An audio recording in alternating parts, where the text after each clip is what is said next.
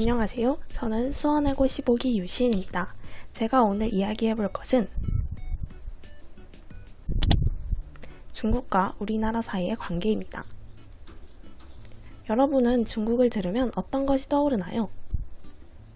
한자, 만리장성, 판다, 혹은 짝퉁, 미세먼지와 같이 부정적인 것이 떠오르나요? 최근 중국은 코로나19의 발원지가 되어 우리나라 사람들이 중국에 대한 부정적인 인식을 가지게 되었습니다. 하지만 그렇다고 해서 중국을 적대시하거나 무시해도 괜찮은 걸까요? 함께 알아볼까요?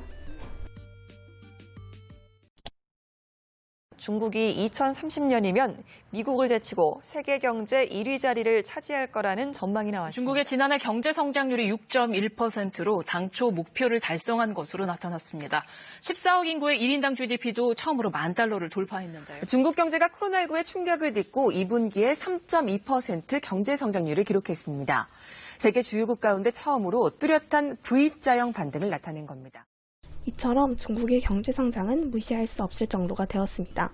중국은 2003년부터 계속해서 우리나라와의 최대 무역국이었으며 우리나라 역시 무역 의존도가 높은 편입니다.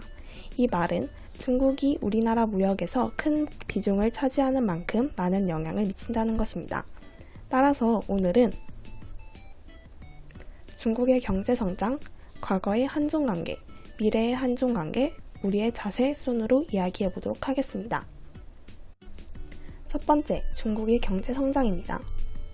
중국은 1979년부터 1983년까지 농업개혁을 실시했습니다. 농업개혁 이전에는 농사와 관련된 모든 것이 중국 정부에 귀속되어 있었습니다. 어떤 농작물을 생산해야 할지, 얼마나 생산해야 할지 정부가 시키는 대로 해야 했고 생산된 농작물은 모두 정부가 수매해 갔죠. 따라서 농부들은 더 열심히 일해야 할 이유가 없었습니다.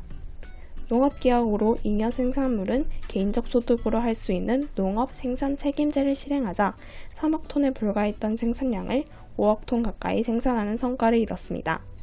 더욱 놀라운 것은 이러한 생산량이 개혁 이전보다 훨씬 적은 경작지와 노동력으로 달성됐다는 사실입니다.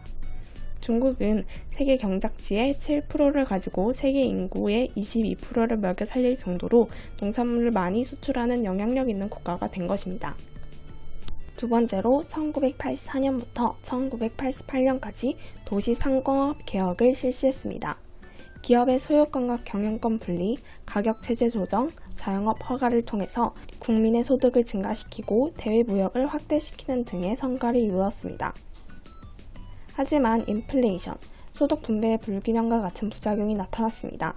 88년과 89년 두 해 동안 물가가 무려 18.5%, 17.8%나 상승했다고 합니다. 따라서 경제개혁에 제동을 거는 7위 정돈 정책을 시행하였습니다.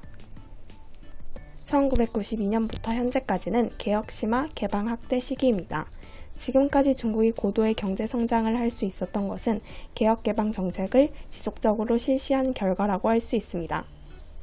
또한 2001년 중국은 세계무역기구인 WTO에 가입하였습니다.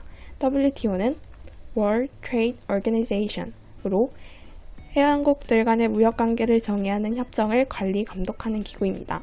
WTO 가입 이후 중국의 경제 성장은 더욱 가속화되었다고 할 수 있습니다.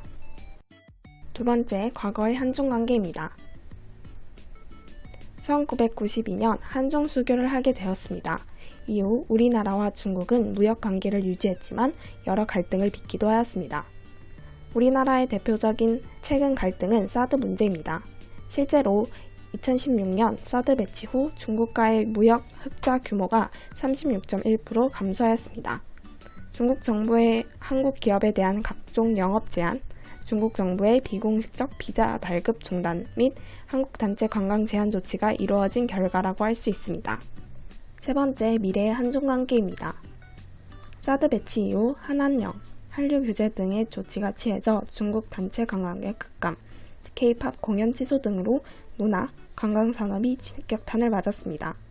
하지만 2022년은 양국 수교 30주년을 맞이해 한중 문화 관광 교류의 해로 제안하는 등 한중 관계의 회복에 노력하고 있습니다. 마지막으로 우리의 자세입니다. 사드로 인한 우리나라와 중국과의 갈등 이후 현재까지 한중 관계는 조용하지만 불편했습니다. 2020년 한중 관계는 회복이냐 정체냐의 갈림길에 서 있습니다. 중국의 미래를 묻는 질문은 우리의 미래와 밀접하게 닿아 있습니다. 중국은 바로 알지 못하면 우리의 미래도 담보하기 어렵게 된 것입니다. 하지만 중국의 미래에 대해 냉정하고 깊이 있는 안목으로 중국을 알고 이해하여 양국 간의 신뢰를 쌓는다면 우리나라의 경제뿐만 아니라 외교와 남북 편화를 위해서도 도움이 될 것이라고 생각합니다.